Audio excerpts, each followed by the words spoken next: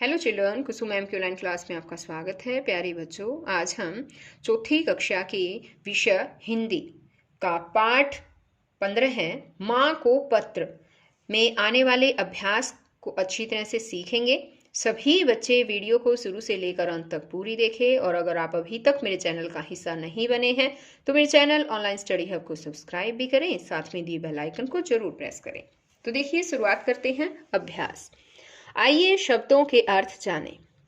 कष्ट, तकलीफ, कुशल, ठीक ठाक, चरण, पैर, पूजनीय या पूज्य, पूजा करने के योग्य, द्वार यानी कि दरवाजा, प्रणाम, नमस्कार, सुधि, याद, सुहाती, अच्छी लगती। अब आगे है कविता से। पत्र किसने किसको लिखा है? बताओ बच्चों, पत्र किसने किसको लिखा पता है? पत्र बालक ने अपनी माताजी को लिखा है। अब आगे है कि बालक को अपनी माँ की याद क्यों आ रही है? क्योंकि माँ उसे छोड़कर अपने पिता के घर गई हुई है। अपने पिता के घर का मतलब है बालक के नाना जी के घर गई हुई है। अब आगे है कि बालक को खिलौनों से ज्यादा माँ की फिक्र है। इस बात का पता किन पंक्तियों से चलता है? तो यहाँ पर आपकी पोएम में भी एक पंक्ति दी गई थी। पंक्ति थी कि अच्छा माँ, मैं कहता हूँ तू कुछ मत लाना, पर पहली गाड़ी से अब वापस आ जाना। ये पंक्ति जो है वो थी जिसमें बालक को खिलौनों से ज्यादा अपनी माँ की फिक्र है। बच्चा जो है वो कहता है कि माँ, मैं आपको कहता हूँ कि तुम कुछ भी मत लेकर आना, पहली गाड़ी से वापस आ जाना। अब आगे है आपकी बात, और आपकी बात में यहाँ कुछ क्वेश्चंस दिए गए हैं। उनके आंसर बच्चों आपको खुद देने होते हैं। एक बार मैं समझाती हूँ, समझिए। पहला क्वेश्चन है, जब आपकी माँ आपको छोड़कर कहीं चली जाती है तब आपको कैसा लगता है? बताओ बच्चों, जब आपकी माँ आपको छोड़कर चली जाती है कैसा लगता है? अच्छा नहीं लगता है ना?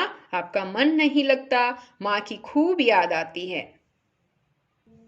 अब आगे है, मेहमान के आने पर आप उनका स्वागत कैसे करते हैं? जब मेहमान आता है कैसे करते हैं हम मेहमान का स्वागत? हम मेहमान का स्वागत हाथ जोड़कर उसे नमस्कार करते हैं, प्रणाम करते हैं, उसे अच्छा खिलाते पिलाते हैं, है ना? अब आगे है, नानी रोके अगर उसे यह पत्र दिखाना। क्या नानी ने माँ को वापस आते समय रोका होगा? माँ ने नानी को क्या कहा होगा? तो माँ को जो है नानी ने जरूर रोका होगा, है ना? सभी की माँ अपने बच्चों से बहुत प्यार करती है, तो नानी ने भी माँ को रोका होगा, है ना? क्योंकि नानी भी तो माँ की माँ है ना? तो उसने भी रोका होगा, लेकिन माँ ने जरूर ये कहा होगा कि उसका पुत्र उसका इंतजार कर रहा है और उसे जाना ही होगा। अब आगे है कविता से आगे। माँ बेटे को अपने साथ क्यों नहीं ले गई होगी, सोचकर बताएं। तो बताओ बच्चों, उसकी माँ अपने बच्चे को अपने साथ उसके नाना जी के घर क्यों नहीं लेकर गई होगी पता है? शायद बेटे को स्कूल जाना होगा, बच्चे की पढ़ाई खराब ना हो जाए इसलिए वो उसे अपने साथ लेकर नहीं गई होगी।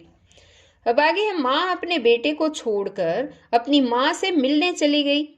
माँ को ऐसा क्या काम हुआ होगा जिसके कारण उसे जाना पड़ा? बताओ क्या हुआ होगा?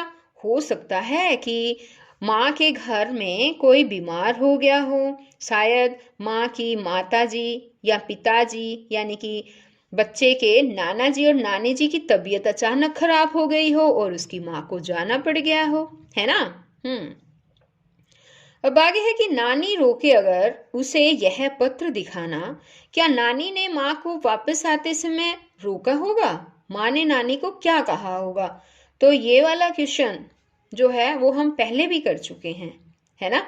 नानी ने माँ को रोका तो अवश्य होगा, लेकिन पत्र दिखाते हुए माँ ने जरूर ये कहा होगा कि उसका पुत्र उसका इंतजार कर रहा है और उसे जाना पड़ेगा।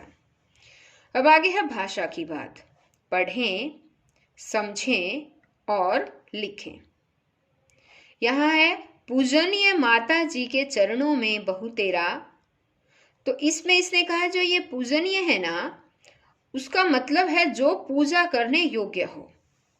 तो इसी तरह से यहाँ कुछ और भी वर्ड दे रखे हैं, जैसे विचारणीय, आदरणीय, पठनीय, दर्शनीय। तो ये कहते हैं कि इसको भी इसी तरह से समझना और लिखना है कि विचारणीय क्या होता है। विचारणीय का मतलब है जो विचार करने योग्य हो। अब इसी तरह से है आदरणीय, आदर, आदर से बना ना, जो आदर करने योग्य हो।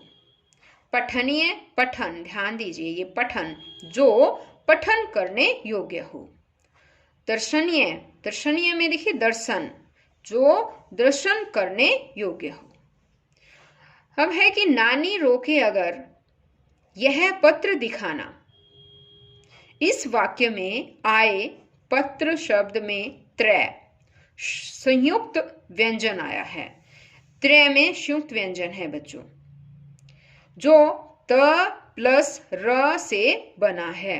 संयुक्त का मतलब होता है दो या दो से ज्यादा व्यंजन जब मिलते हैं तो उन्हें संयुक्त व्यंजन कहा जाता है। जैसे त्र में त और र आ गया, ठीक है। त जो है हा, आधा तय आएगा, इसके नीचे हलंत है। हलंत का मतलब है ये आधा तय है और र पूरा है इसमें, ठीक है। नीचे कुछ शब्दों में संयुक्त व्यंजनों का पता लगाएं कि वे किन वर्णों से बने हैं। तो यहाँ पर देखो ये कुछ शब्द दे रखे हैं, ज्ञानी, विद्या, श्रवण, क्षमा। तो ये कहते हैं कि इनमें कुछ संयुक्त व्यंजन है, जैसे कि ज्ञानी में है ज्ञ, ठीक है, ज्ञानी में ज्ञ है। विद्या, विद्या में ये दयः, द और य दोनों मिलकर जो है ये बना है विद्या में, ठीक। अब यहाँ पर जैसे है श्रवण, यहाँ पर जो ये श्रवण है इसमें श्रेय, और एक है क्षमा, अक्ष। ये चार जो हैं इस तरह से बने हैं, जिनमें दो दो व्यंजन आए हुए हैं। तो ज्ञ, ज्ञ जो है वो किससे बना है पता है, ये ज और ज के नीचे आएगा हलंत, क्योंकि ये आधा ज है इसके अंदर, और इसमें य जो है ना वो आधा है, ठीक है। इनसे बना है ये ज और य से, ठीक है। अब ये था यहाँ पर विद्या में द, ये किससे बना है, द से आधा द आएगा और उसके साथ य लग के फिर बना है, दोनों ही आधे आधे हैं ये। श्रेय, श्रेय में जो है वो ये वाला श आएगा, शलगम वाला श, नीचे हलंत लगेगा और साथ ही र, और र में भी हलंत लगेगा, ठीक है। ये हो जाएगा श्र। अब इसी तरह से है यहाँ पर अक्षर, ये अक्षर जो है ना क आधा आएगा प्लस श, षटकोण वाला जो है इसमें श आएगा, जो पेट कटा जो श होता है वो। तो सभी बच्चे इन्हें याद जरूर कर लें। ये चार संयुक्त व्यंजन है। संयुक्त व्यंजनों की संख्या भी पूछी जा सकती है आपसे, चार हैं, ठीक है। कौन कौन से हैं, चार यहाँ पर दे रखे हैं, जैसे एक यहाँ त्रय भी है, वो त्रय जो है वो इसने पहले ही समझा दिया था। तो अगर हम त्रय को भी मिला दे तो 5 हो जाते हैं, अक्षय, त्रय, ज्ञ, श्रय और दय, ठीक है। ये अब आगे कहता है ये करता है प्रणाम प्यारा यह बेटा तेरा। इस वाक्य में तेरा शब्द मां के स्थान पर आया है, जो कि सर्वनाम है। कविता को ध्यान से पढ़ें व बताएं कि कविता में कौन कौन से सर्वनाम शब्द आए हैं। तो सर्वनाम शब्द ढूंढना है बच्चों हमें। सर्वनाम क्या होता है पता है, जो शब्द संज्ञा के स्थान पर आए वो शब्द सर्वनाम होते हैं। आ गया समझ में। अब पूछोगे संज्ञा क्या होती है। संज्ञा होती है किसी भी व्यक्ति, वस्तु, स्थान का नाम, संज्ञा कहते हैं। लेकिन जो संज्ञा के स्थान पर आए वो सर्वनाम होता है, ठीक है। और वाक्य में जो जो सर्वनाम आए हैं वो एक बार हम छांट कर लिखेंगे। जैसे एक ये तेरा तो आया ही है, बहुत बार आया है तेरा भी, है ना। और आया है जैसे कि हम और तुम, तुम्हारे, और है इसमें यह, और है जैसे कि तेरी, मुझको, और आया है जैसे मुझे,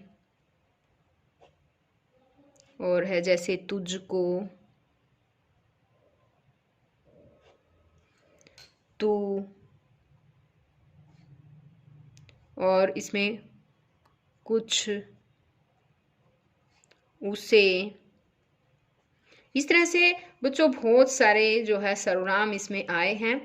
तुझे, इसमें तुझे लिखा नहीं ना, इसमें तुझे भी आया हुआ है, तुझे। तो इस तरह से बहुत सारे हैं सर्वनाम जो आपकी इस कविता में आए हैं। और इसके अलावा भी और भी बचते हैं, वो आप सभी बच्चे अपनी कॉपी में और भी लिखेंगे। उसमें जो कविता दे रखी है ना, उस कविता को ध्यान से पढ़िए और जो भी सर्वनाम शब्द है उसको आप यहाँ पर लिखेंगे। तो बच्चों आज ये चैप्टर यहीं पर खत्म होता है। चैप्टर क्या, इस आपकी चौथी कक्षा की हिंदी की पाठ्य पुस्तक जो ये झिलमिल है, इसका ये अंतिम पाठ था। और आपको अगर कोई भी पाठ ना आए, पहले पाठ से लेकर 15 तक पाठ, अगर आपको इनमें से कोई भी पाठ नहीं आता है तो आप मेरे चैनल ऑनलाइन स्टडी हब की प्लेलिस्ट में जाकर उसी पाठ की वीडियो देख सकते हैं और पढ़ना सीख सकते हैं। तो बच्चों हम फिर मिलेंगे नई वीडियो में नए टॉपिक के साथ। तब तक के लिए बाय बच्चों।